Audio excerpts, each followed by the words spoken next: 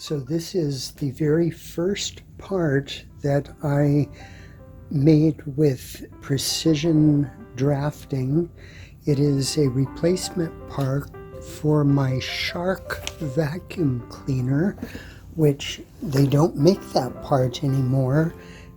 And so I created it so that we wouldn't have to use this rubber band anymore to hold this attachment to be conveniently available on it. And so now the attachment, you just pull it off and put it back on. Anyway, the part is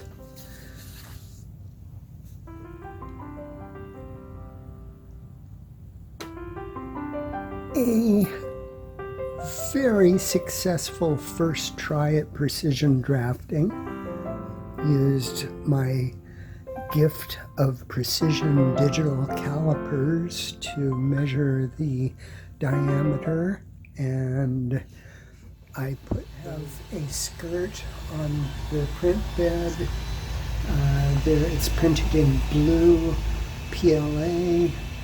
The settings are such, and you can see it's 66% complete. Probably be done in another half hour or so.